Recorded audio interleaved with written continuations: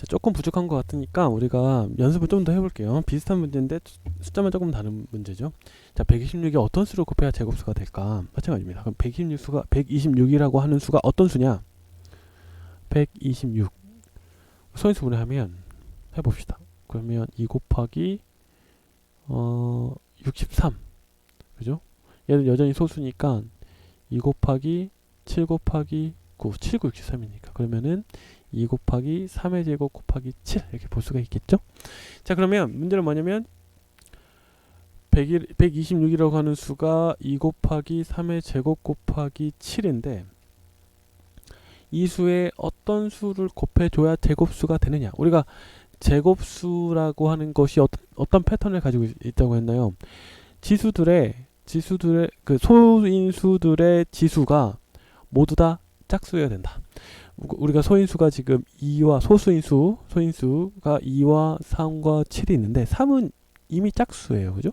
근데 2와 7이 하나씩밖에 없기 때문에 얘네들을 짝수로 만들어 줄 수 있게끔 뭘 더 곱해 줍니까? 2와 7을 하나씩 더 곱해 줍니다. 그러면 결과적으로 뭐가 되느냐? 2의 제곱 곱하기 3의 제곱 곱하기 7의 제곱이 된다 이거예요. 그죠? 그러니까 최소한 2 곱하기 7이 있어야 그 제곱수가 되는 거고, 이거보다 더 큰 수가 있을 수 있죠. 뭐 예를 들어서 2를 곱해주는 것이 아니라 2의 3승을 곱해줘도 결과적으로 여기 2 하나, 여기 2 3개에서 2의 4승이 되니까 그래도 돼요. 곱하기 7 이렇게 해도 되고, 2의 3승하고 곱하기 7의 3승도 돼요. 왜냐면 7의 3승 하면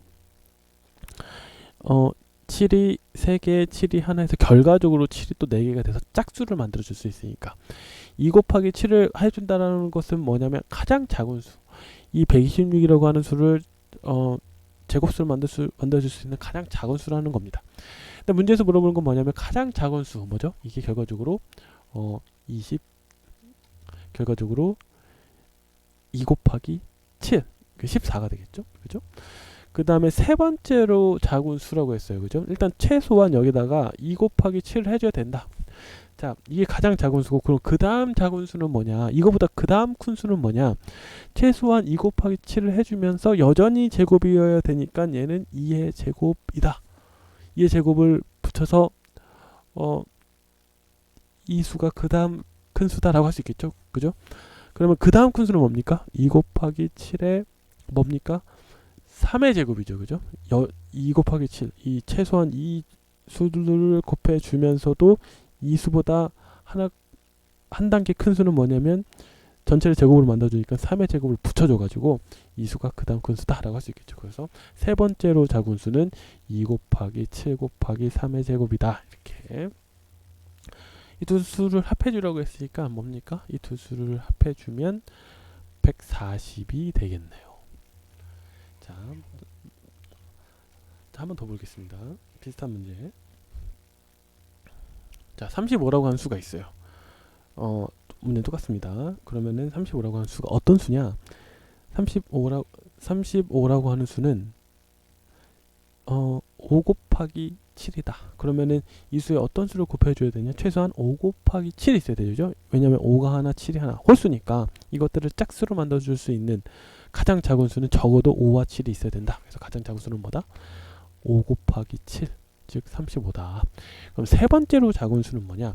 일단 5 곱하기 7을 곱해줬으면 그 다음 큰 수는 곱하기 2의 제곱을 해주는 거고, 그 다음 큰 수는 뭡니까? 여기에 3의 제곱을 해주는 거여서 세 번째로 작은 수가 뭐다? 5 곱하기 7 곱하기 3의 제곱이다. 그럼 그 두 수의 합이라고 했으니까 그 둘을 합해주면 350이 되겠네요.